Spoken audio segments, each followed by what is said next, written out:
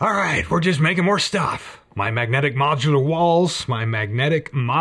walls are done, and now we're on to more scatter terrain that we need for the big Rangers of Shadow Deep mission. Let's get our glue gun on.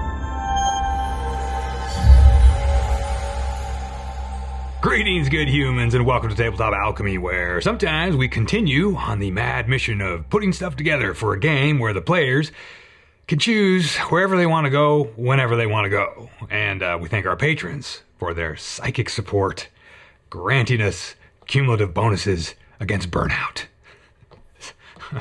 Okay, so first up, let's take a look at the finished collection of modular walls we made from last week. And now these aren't painted up to any nth degree by any means. They're just painted up to 1 degree.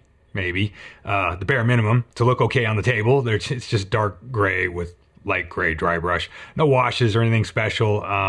We just wanted to get them done. I just wanted to get them done as fast as possible. So I've got 4 24-inch pieces that I will have to cut down into 6-inch pieces eventually so they can fit into some kind of, storage box and maybe not warp or anything. But for now, I'm just leaving them so we can play the upcoming game. Then I have 3 18-inch pieces, 2 16-inch pieces with doorways cut into them, and 2 12-inch pieces. And these were cut out of bits that are all left over from my first wall speed build extravaganza.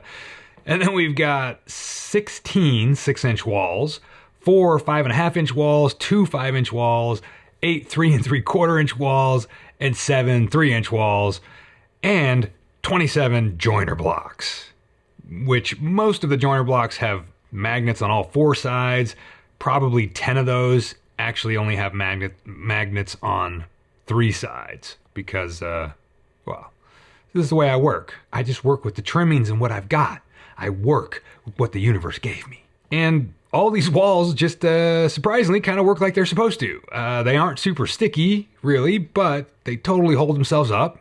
I can put joiner blocks in the middle to add in like T-section walls, and they are very quick and easy to rearrange. They're pretty fun to play with. And yeah, because of all the weird sizes I made, I can make like maze dungeons out of these things. I'm pretty stoked, man. These are pretty cool. They're not super durable. I probably should, like matte varnish them or something like that, but hey, time's a ticking. So I've got a whole list of things I need to come up with for the upcoming Burning Light mission from the Rangers of Shadow Deep rulebook, which again is formatted to allow the players to pick what locations they want to go to in whatever order they want to go to them in, which means, we need to have the ability to put on the table, to put any location on the table at any given time.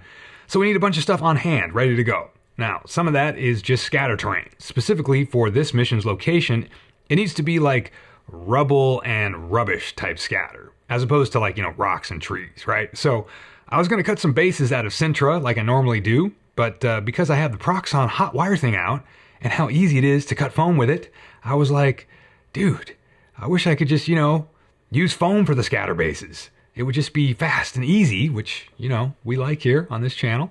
But all the XPS foam that I have to work with is 12 inches thick, and that's too thick for scatter terrain bases, at least for what I want to make today. And then I remembered that up in the closet, I have the Shifting Lands MDF fence thing that I bought quite a while ago for the Proxxon, and I never even opened the package it came in. And the reason I thought of this is because I knew it would allow me to cut the foam that I have into thinner layers.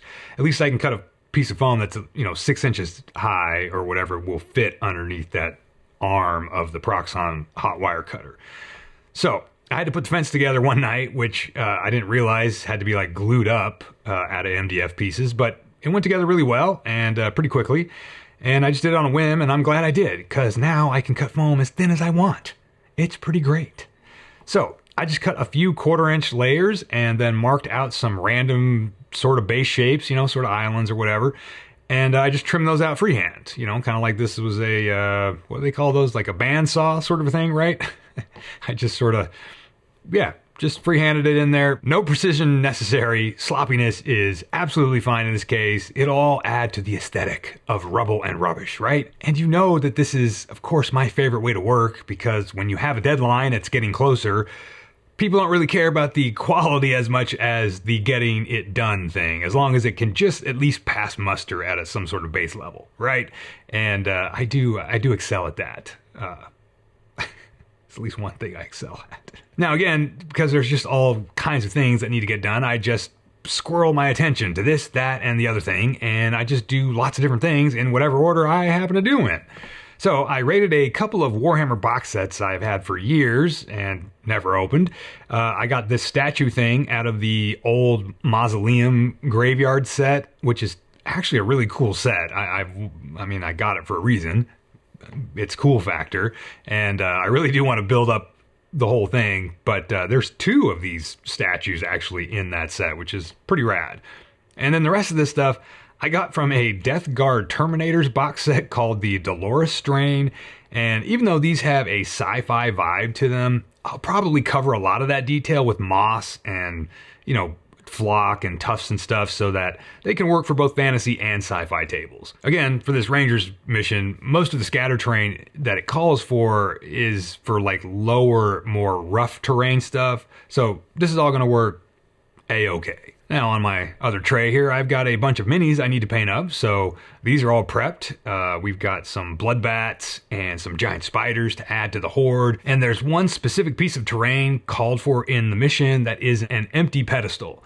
And I thought that this little crow guy would be a good proxy for that. So that's pretty cool. And then we need 3 hanging bodies for one of the locations. And these 2 skeleton pointer guys they're super fun, right? They fit the bill perfectly and they're already done, right? I don't have to make anything because they're there. Hanging bodies. Perfect. Good to go. These guys are from the Cursed City box set, but I do need a 3rd one. And so I bought some miniature chain at Michael's the other day, and I'm just going to cobble together another hanging body out of some extra sprues I've got. Now these are from the North Star Frostgrave Cultist box. I've got a bunch left over, and while I was trimming this guy, I thought it might be cool to make this hanging body upside down. That's creepy, right? So I put a couple arms on him that work pretty good for this sort of pose and glued him up and then chopped up a chopstick. Yes, I chopped a chopstick. Who else can say they do such a thing? To make a gibbet arm thing. Is it called a gibbet arm? I know a gibbet or a gibbet. Gibbet. I don't know. Usually it's a thing that's like hanging cage where somebody's in it, but this is just a gibbet arm. Whatever, man. We're just rolling. I just started super gluing stuff. I used baking soda to strengthen and quicken the bond there because the super glue was taking too long to dry. So I just hacked it all together with super glue and baking soda and just pulled up an old 3D printed base I hadn't used for the mini it came on, I guess. And then I wrapped the guy in chain. Again, just using super glue to attach it here and there, and then I hung him from the gibbet, where he'll remain suspended in torture forever. Aren't these games fun? Creativity gone wild. Get all that shadow self stuff out. You know, you can torture miniatures. What? Now, he's going to be a bit of a pain to paint because he's swinging loose, but, you know, we'll nuke that bridge when we get to it. Then I went back to the scatter bases, I guess because I felt like it, and I had a bunch of leftover foam bits from all that wall cutting stuff, and I thought they would make, like, great fallen beams and stuff, and I just grabbed some of the 3D printed crates and barrels I gotten from Etsy at some point and just started throwing stuff on the foam base cutouts. You know, just hot gluing like a madman. I just went grabbing stuff and gluing it on willy-nilly and really just having some fun. I put some shredded cotton from some cotton balls on there. I don't know what that's supposed to be, but I think it'll add some weird detail. And of course, when I paint these all up, I'll be adding a lot of moss and flock and stuff like I mentioned. So again, I'm just trying to be random and create, you know, just some cool little piles of rubble and rubbish. Then I rehydrated some of the AK Interactive ground paste stuff that I have, which is drying out pretty quickly. I just used a little bit of Mod Podge to thin it back out, which actually works great. And just slap that on all the flat ground surfaces. Again, not trying to be neat, just trying to get it on there. This stuff adds some rigidity to the foam bases too, which, you know, it's an added bonus. And there we go. We got like 4 chunks of homemade scatter terrain to go with all the other stuff from the plastic sets. And I'll probably make 1 or 2 larger chunks of scatter that only have like ground texture on them to serve as portions bits on the map that are strategically placed to function as rough terrain, which means that they impact movement speed and don't offer any, like cover or anything like that. And that's about it. That's going to conclude today's adventure in Scatterbrain terrain crafting, because I don't have time in this installment to get any of this stuff painted up. That'll be coming next, I'm sure. So slap some terrain together. Use all them old bits and bobs you got laying around and just put them in the hot glue, man. They're going to be great. Let's roll some dice. See ya.